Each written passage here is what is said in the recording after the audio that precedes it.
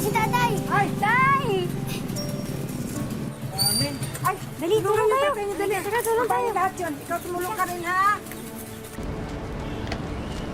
May kukunin ka pa ba? Meron pa. Oh, kukunin mo. Ganyan nga. Yan, dito, para makita nila. Oh, ang dami ah!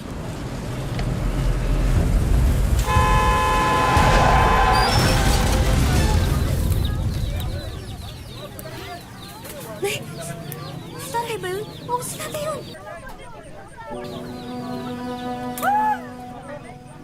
Tay! Tay, tara! Tay! Tay! Tay!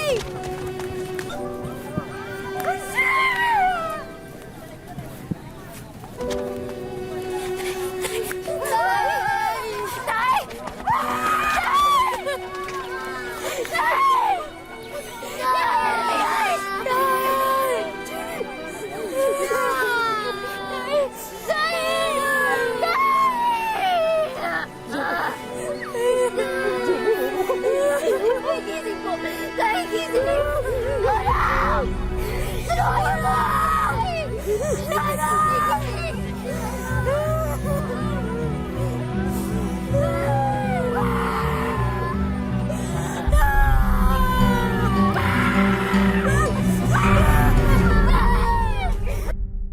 Lahat tayo may mahalagang responsibilidad. Maaring ito'y para sa ating mga mahal sa buhay, sa ating kapwa, at sa trabaho. Kung kanino ilalaan ito, dapat itong seryosohin. Pero paano kung ibinigay sa atin ang isang responsibilidad na hindi naman dapat sa atin? Ito ba'y tatanggapin natin o tatanggihan? Magandang araw po mga kapuso. Ako po si Vicky Morales at ito ang Wish Ko Lang. Ate, kuya, salamat. Maraming salamat sa inyo. Ano ba naman, ate? Siyempre, magkakapatid tayo. Hindi ka namin pababayaan.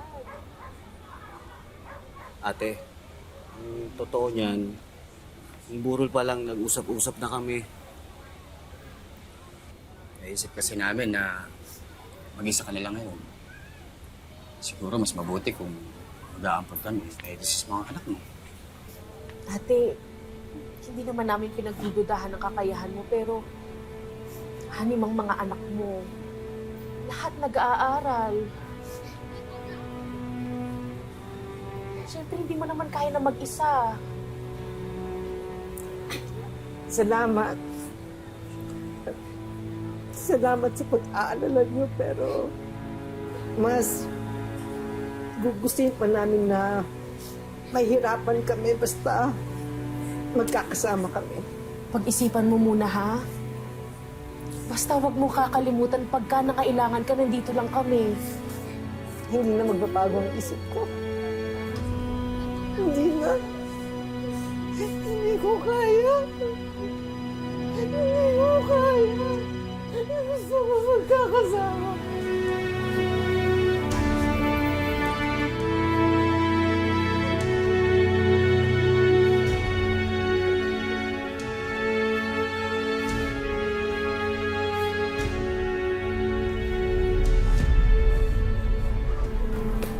Kayo magagawan, ha? Ma! Si Mami, oh. Mama! Nag-aral ba kayo? Tapos na po. Tapos na po. Ay. Tapos na po. Ay. Siya pagod. Hindi na po kayo, ah. Ay, pasensya na kayo anak ha kasi napadaan ako dun sa may kabilang ibayos, may malaking bahay. Naghahanap sila ng maglinis ng banyo. Kaya pumasok ako. Sayang din kasi ₱1,000. Oo nga naman po. Ma, gusto niyo pong ipaghain ko kayo. Baka gutom mo kayo. Hindi na. Hindi na? Busog pa naman ako. Gusto ko na magpahinga.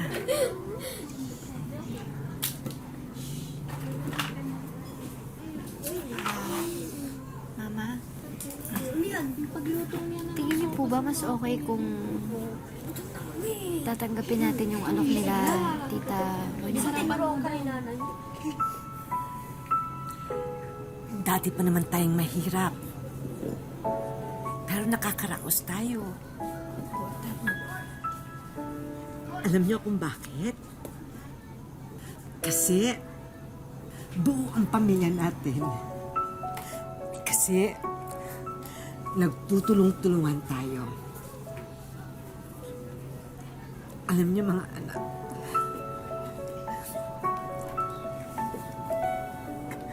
kayo na lang. Kayo na lang ang dahilan kung bakit gusto ko pang mabuhay. Mahal na mahal ko kayo.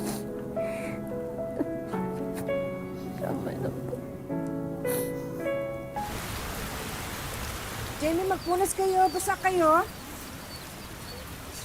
Ano yan, ma? Ano tayong sakyan dito? Mga anak, sensya na kayo mukhang kayo makakauwi dahil lakas ng ulan. Sandit muna tayo dito. Paano yan, ma? Di tayo matutulog. Wala tayong magagawa. Ganun talaga. Ba't kasi tayo dito tumayo?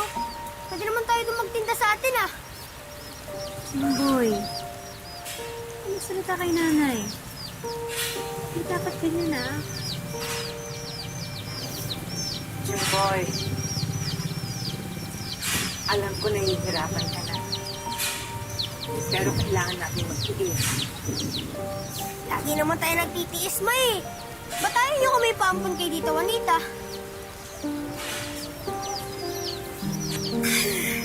Ganun ba ang gusto mo? Hindi mo makasama yung mga kapatid mo? Hindi mo ako makasama? Kasi sa magtiis ka? Yun ba ang gusto mo? Alam nyo, kayo, ayoko magkahiwa-hiwalay tayo. Kasi, alam ko, ganun din ang gusto ng papa nyo. Ay, nga kayo dito. Ganyan ka. Sorry po, ma.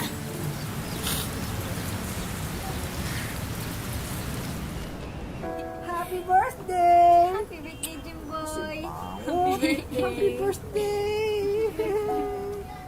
Happy! Tara na, kain na tayo. Oo nga, Nay. Hintay natin.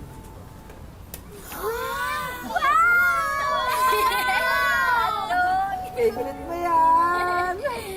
Hotdog!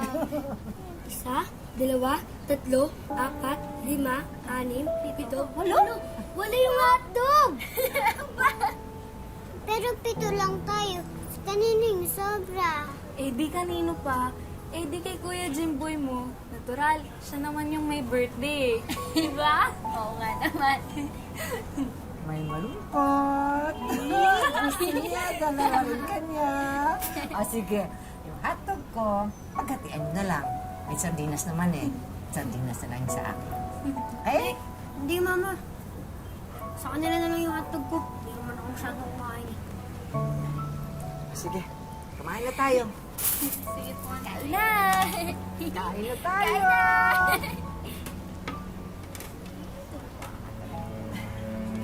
Kain na.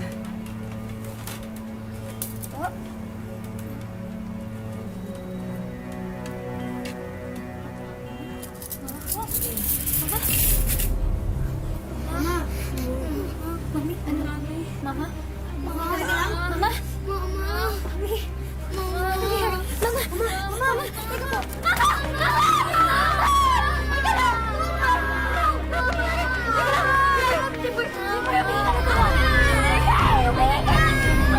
lang!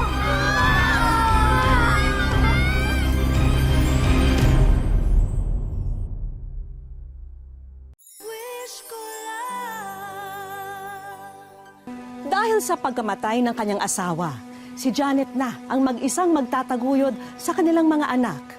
Tinanggihan din niya ang alok na ipaampon ang ilan sa mga bata dahil ayaw niyang magkahiwalay sila. Ngunit ngayon, tila hindi na kinaya ng kanyang puso ang pagod at kalungkutan.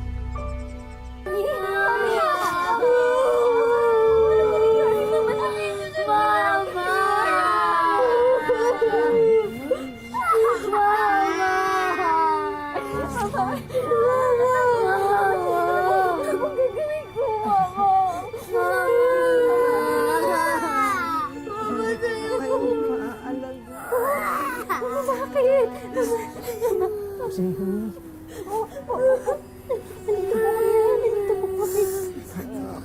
mo sa akin.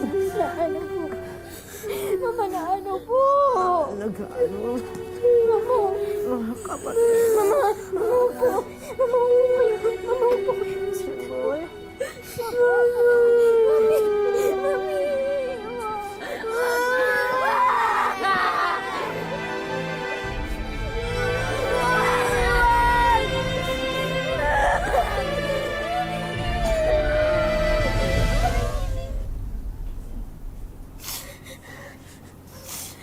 Kasalanan ko lahat ng ito eh. Hindi ko siya hinaway. Boy, wala kang kasalanan na. Huwag mo isipin yun. Narinig mo naman yung sinabi ng doktor sa ospital, di ba? Matagal na yung sakit sa puso ni Mama.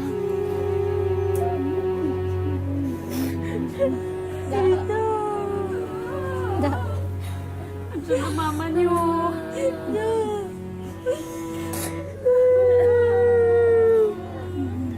Tama na.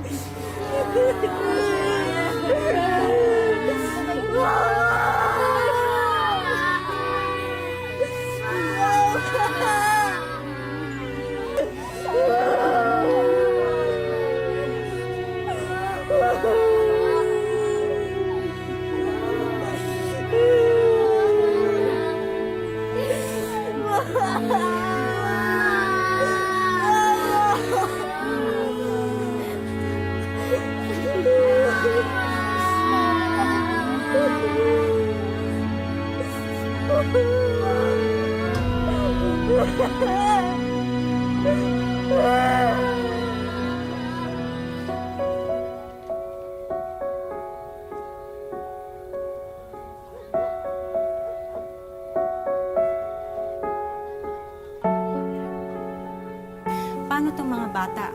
Isa lang ang kaya kong ampunin sa kanila. Pag-uusapan pa namin ng ate niyo. Pero baka kahit dalawa, pwede namin kunin.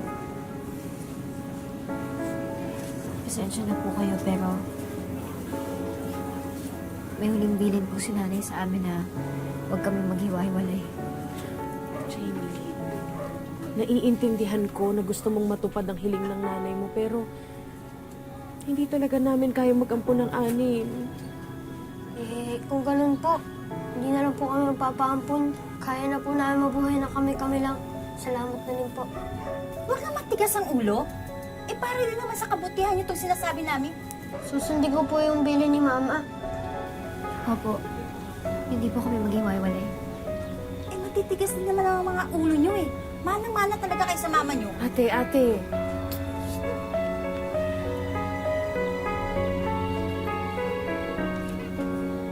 Sige, subukan natin ang sinasabi niyo, ha? Aampunin ko na kayong anim. Basta pag hindi ito gumana o kaya mahirapan talaga tayo, pumayag kayong magpaampon sa tita-tita niyo, ha? Salamat po.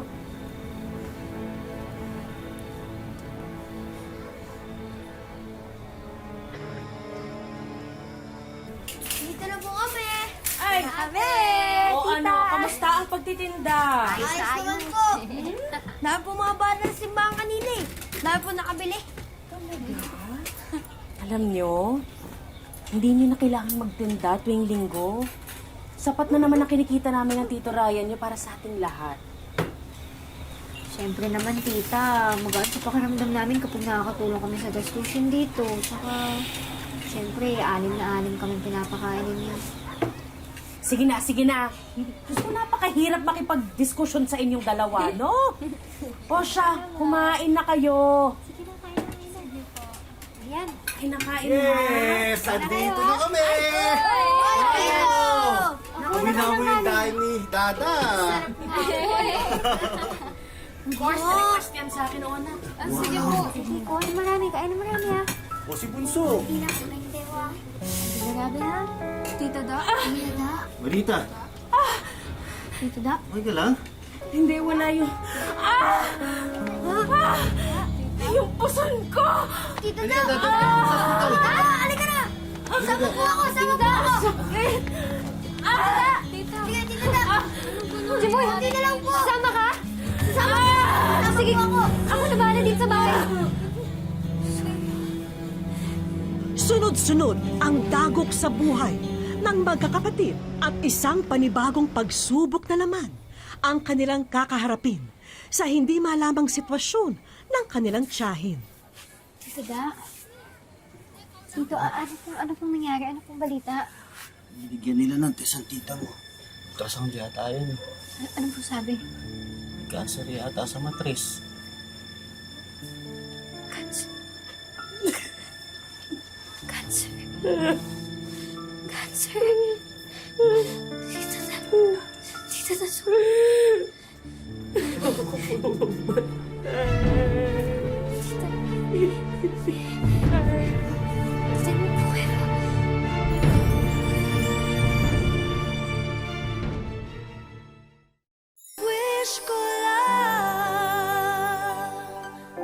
Pinalad ang mga bata nang ampunin sila ng kanilang tita Juanita, kaya hindi na sila nagkawatak-watak.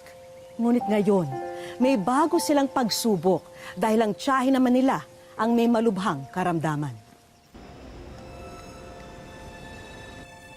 Isipin mo rin yung kalagayan mo, Juanita. Hindi biro ang cancer. Masyadong mahal ang pagpapagamot niyan. Kilala niyo rin naman ang mga batang yan, di ba? Alam nating lahat na ayaw nilang magpaampon ng magkakahiwalay. Mga bata pa sila.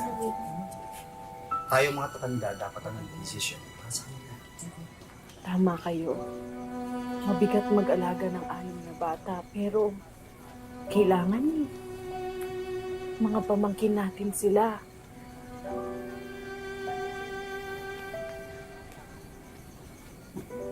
Ate, anong gagawin natin? Baka pamagay tayo ng Tita Da. Hindi mangyayari yun. Ayusin niyo yung mga gamit niyo.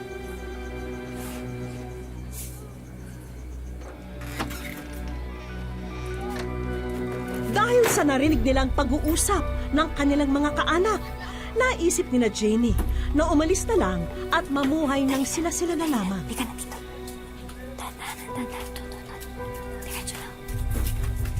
Okay. Sorry po, Tita.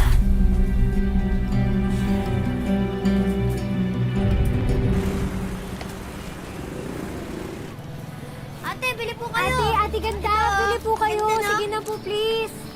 Ate, nagugutom na daw sila, Jeneline. Tiis na lang, ha?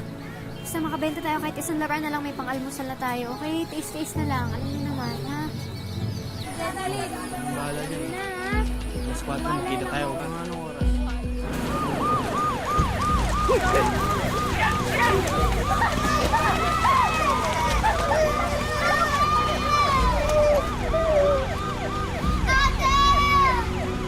Tago! Ate! Tago tayo.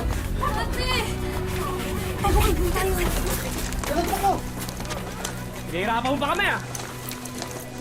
Estado ka sa pagbebenta ng pinagbabawal na gamot! Ate, di naman yata tayo huhulihin nila eh. Oo nga po. Oo nga, sorry. Teka, bakit? Nasaan si Jeneline? Oo nga, si Jeneline! Si Jeneline!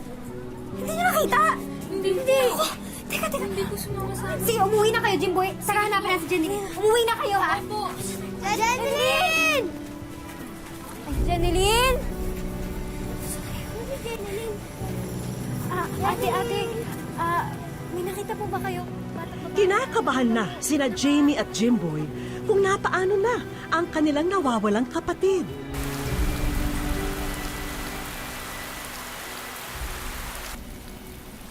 Ano po bang naging atraso ko sa inyo? Kinuha niyo na po yung papa ko. Pwede po, papa ko, kinuha niyo na po. Please po. Please na. Please na! Please na po.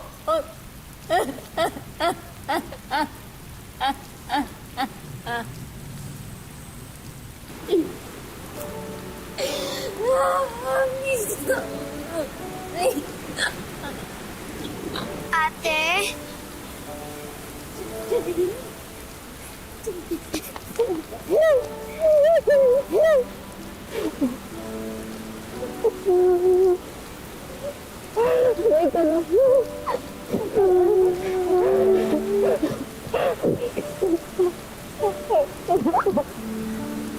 Nakita namin sa labas ng daan pag-gala-gala.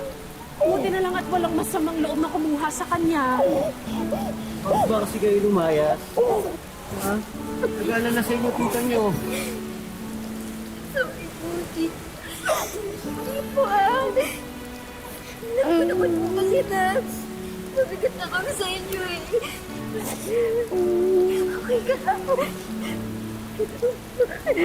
Sorry po, Tito.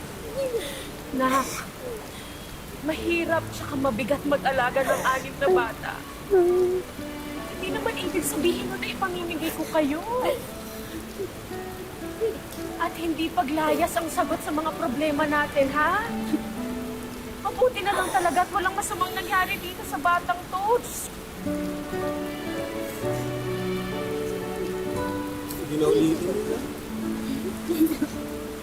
Ito na lang kami.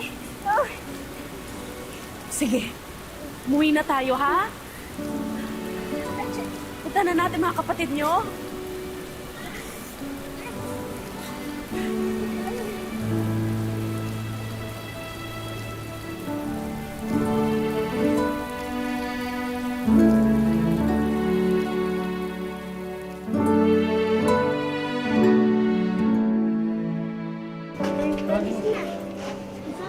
Jimboy! Maagang sinubok ng kapalaran ang magkakapatid na Musni. At bilang panganay, ramdam ni Jamie ang bigat ng pasanin dahil sa makasunod na pagpanaw ng kanilang ama at ina. Lalabas po ako sa daan para po ako mababalik. Kasi ang sakit po talaga. Enero ng taong ito nang mawala ang kanilang haligi dahil sa isang aksidente. Nito namang Hulyo na maalam din ang kanilang ina matapos atakihin sa puso. Mapalad pa rin ang magkakapatid dahil meron silang tiyahing umaagapay. Buong pusong inaasikaso ni Juanita ang 6 na magkakapatid. Kahit pa nitong nakaraang buwan lamang, ay nadiskubre niyang meron siyang kanser sa matris. Hindi na po kasi ako magkaanak, kaya itinuri ko na rin po mga anak ng mga bata simulat sa po. Sabi ko, itataguyod ko kayo kahit pa paano. Basta gusto ko lagi ko nyan dito. Sobrang pasalamat ko po sa tita ko kasi siya po yung nandyan para sa amin magkakapatid. Kahit mayroon din po siyang cancer o kaya sakit, nandyan pa rin po siya. Sa kabila ng lahat ng pagsubok, naniniwala si Jamie na papanig din ang magandang kapalaran sa kanila kung sila'y magsisikap at patuloy na mangangarap. Grade 7 na siya ngayon at ambisyon niya sana ang maging guro balang araw. So kahit mayroon lang po kami, gusto ko makapagtapos po kami ng pag-aaral.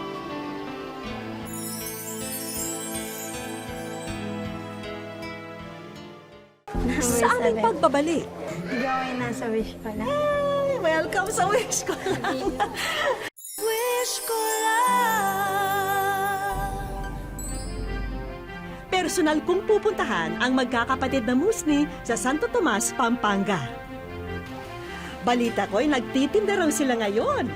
Kaya, mag-aala customer kunwari ako ni na Jamie. Sa kanilang palabunutan, kapalit ng konting barya ang munting sorpresa. Matuwa kaya si Jamie sa aking makukuha? Number 7. Ay! Ano nakasabi? Hindi ako yung nasa wish pala. Ay, welcome sa Wish Ko Lang. Welcome. Ha? Si Jamie. Ito mo pala. Oh, bakit? Bakit ka umiiyak?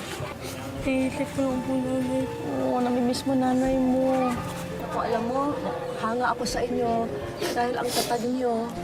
Dama ko ang nag-uumapaw na saya ni Jamie at ng kanyang mga kapatid sa mga oras na yon.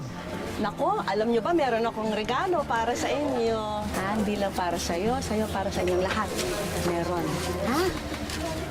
Sana matuwa kayo sa mga hinanda namin. Maagang aginaldo ang hatid namin sa magkakapatid. Agad nilang pinuntahan ang mga bagong damit. Ito, ito boy, ho. Kailan po kami nagkadamit ng ganito. Sabik na sabik din sila sa mga bagong laruan. Ay, naman kay Jenjen. Ito. Yung kay Jenjen. Sa akin yan. Kasi laki mo yata dyan eh. Tingnan mo. Oh. Kasama na sa'yo ng mama ko ganito. Bibili niya ako. Hindi niya kaya. Malaki pa tayo. Mahirap lang po kami. At syempre, hangad naming makatulong sa inyong kabuhayan. Kaya Jamie, sagot na namin ang sandamakmak na mga paninda. Sinamahan na rin namin yan ng dagdag sa inyong puhunan. Sobra po kasi. Ngayon po, may sarili na kami po. Dami. Thank you, Tita Vicky.